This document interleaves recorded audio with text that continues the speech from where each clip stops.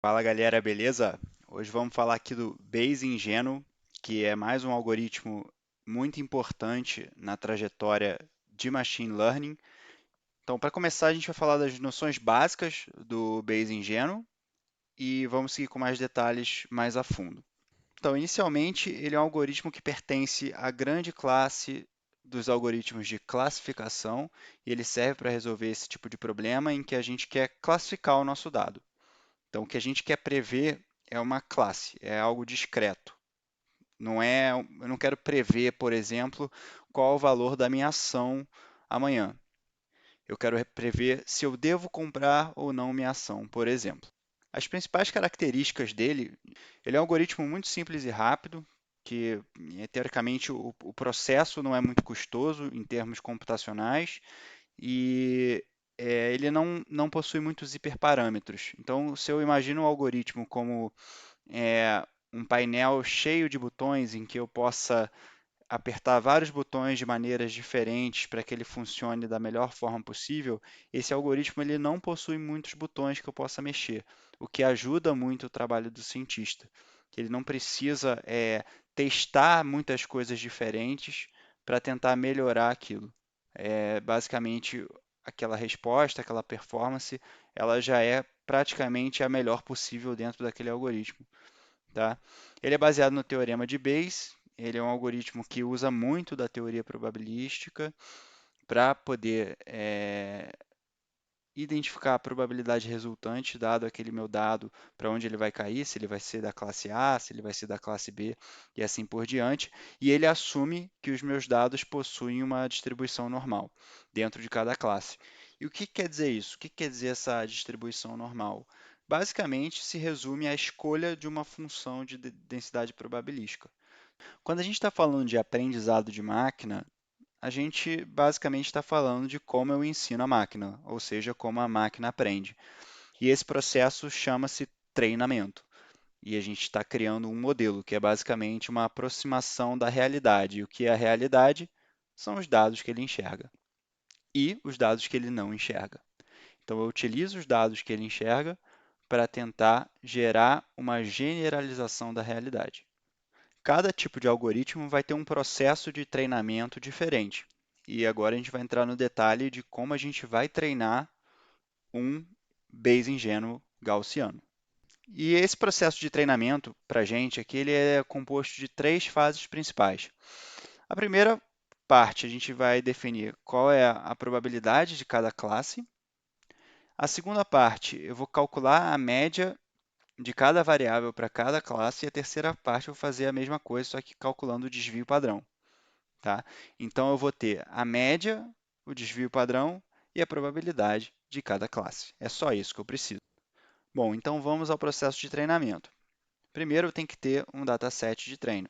Esse aqui é um exemplo de dataset de treino. E qual é o objetivo dele? O meu objetivo é criar uma inteligência que possa tomar decisão. E a decisão é classificar cada dado em sim ou não. Então, eu tenho minhas variáveis explicativas, que são o preço médio da ação e o preço da ação hoje, e tenho minha variável alvo, que é o que eu quero prever, que é se eu devo comprar essa ação ou não. Olhando isso aqui com um viés humano, eu posso pensar o seguinte: olha, essa minha ação hoje, ela está custando R$ 20. Só que na média histórica dela, ela custou R$ 10. Então não vale a pena eu comprar, porque está caro. Essa é a conclusão. É fácil perceber isso porque a gente tem um viés humano, só que a máquina não sabe disso. A gente quer ensinar isso para ela, e para isso a gente tem que mostrar exemplos das coisas, né? Eu tenho que mostrar um exemplo em que eu não compro, mostrar um exemplo em que eu compro e assim por diante, até que ela aprenda para futuramente, quando eu tiver um novo exemplo, ela classificar aquilo entre compre ou não compre. E aí quem começa a tomar a decisão é ela, e não mais eu. Então vamos começar. Inicialmente eu só estou ordenando aqui, né? Eu reordenei aqui as linhas para juntar tudo que é não em cima e tudo que é sim embaixo, tá? Só para termos visuais. E aqui a gente vai calcular a probabilidade de cada classe, que basicamente é a quantidade de ocorrências daquela classe sobre o total de ocorrências. Então, a probabilidade de eu ter uma decisão negativa é 3/5, porque eu tenho 3 ocorrências do não, dado 5 possibilidades, que é o tamanho do meu dataset de treino. E a probabilidade de sim é 2/5, ou seja, 40%, que é o complemento, dado que eu só tenho duas classes possíveis. Tá? Essa parte é bem simples. E agora a gente vai calcular a média de cada variável explicativa para cada tipo de ocorrência da minha classe-alvo. O que eu estou querendo dizer com isso?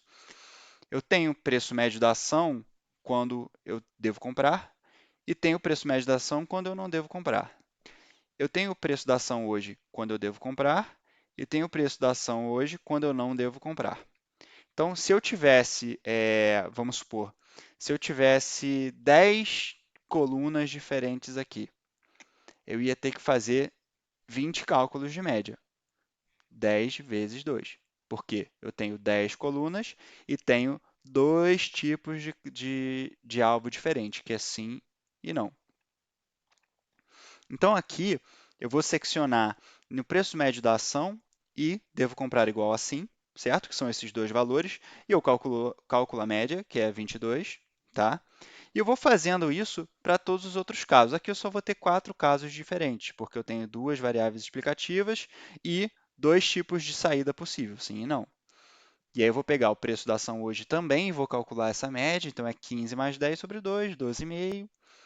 E agora eu vou fazer para o preço médio da ação onde eu não devo comprar, e tem uma média de 9. Vou fazer isso também para o preço da ação hoje, também tem uma média de 18,7. E eu guardo esses valores. Assim como eu guardei a probabilidade de cada classe lá em cima, que eu tinha 30%, 40% e 60%, aqui eu vou estar guardando essas médias também. Tá? E agora eu vou calcular o desvio padrão. Só dei uma diminuída aqui para poder caber tudo bonitinho, porque essa é uma conta que requer um certo espaço. E eu vou fazer o cálculo do desvio padrão para todas aquelas combinações que eu calculei a média. É basicamente o mesmo processo, só que eu mudo o cálculo. Em vez de calcular a média, eu vou estar calculando o desvio padrão. Tá? E o cálculo do desvio padrão também é relativamente simples, que é a distância entre cada ponto e a média global, né? Então, eu calculei já que a minha média, quando o preço médio da ação e devo comprar igual assim é 22, então eu vou fazer a distância de 30 para 22 ao quadrado e vou somar a distância de 14 para a média, que é 22 ao quadrado. Vou dividir pelo número de ocorrências, então isso aqui eu só tenho uma, duas, né? Duas, e vou tirar a raiz quadrada. Basicamente, isso me retorna 8, o valor de 8 para o desvio padrão. E eu vou fazendo isso para todos os outros caras. Aqui, para você ver, mudaram os valores. Agora eu tenho 15 e 10, então, e a média mudou, porque a média do preço da ação hoje, quando eu devo comprar igual assim, é 12,5. Então, eu vou pegar aqui 15 menos 12,5, 10 menos 12,5 ao quadrado sobre 2, raiz quadrada, 2,5. Tá? E vou fazendo isso para os outros caras também, quando o preço da média da ação e devo comprar igual a não. Agora aqui o denominador é 3, porque eu tenho 3 elementos diferentes. Tá? E isso tudo aqui funciona independentemente do número de linhas que você tiver. Se eu tivesse 1.000 linhas aqui, 1.000 exemplos, quando o preço médio da ação e eu devo comprar igual a não, aqui ia ter 1.000 continhas dessa e aqui embaixo ia ter um denominador de 1.000 para o cálculo de desvio padrão. E aqui vou fazendo para o último caso, né? No caso, preço da ação hoje e devo comprar igual a não. E aí tá, terminei, né? Eu tenho 4 cálculos de média, tenho 4 cálculos de desvio e tenho 2 cálculos de probabilidade de classe. Que lembra, era aquele 40% e aquele 60%. Foi o primeiro passo que a gente fez. E depois que eu fiz todos esses cálculos, qual a interpretação que eu faço para esses pares de média e desvio que eu calculei, certo? Essas médias, esses desvios, eles definem uma função de probabilidade. E essa função é definida, obviamente, pelos pontos relativos a cada grupo.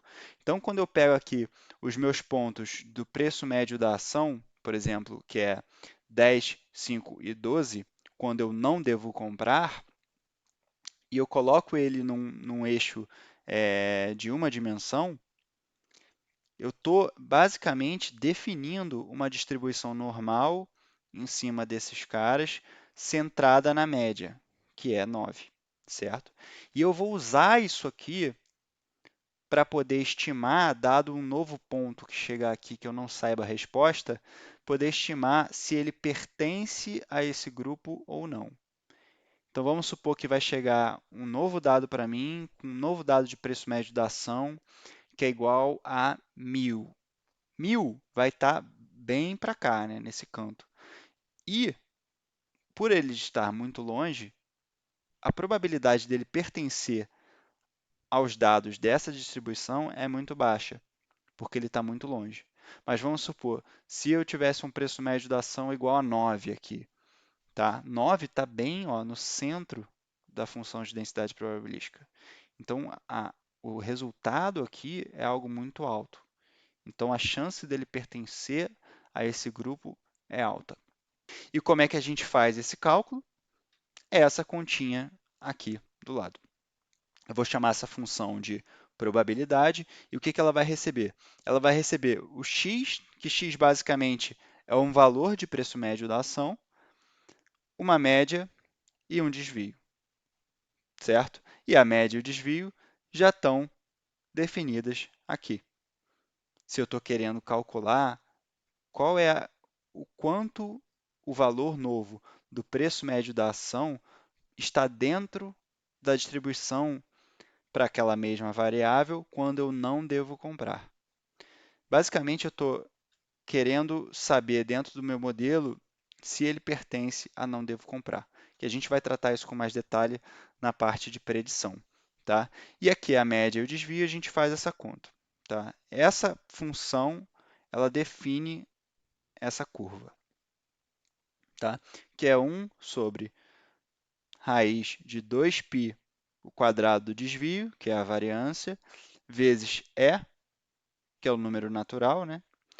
Elevado a menos meio de x menos a média ao quadrado dividido pela variância ou pelo quadrado do desvio.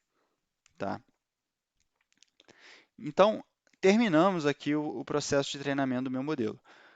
A saída dele é a probabilidade das classes, que são 40% e 60%, que foi a primeira coisa que a gente fez, as médias e os desvios, que por consequência definem essas minhas funções de densidade probabilística, que eu vou usar na hora da predição.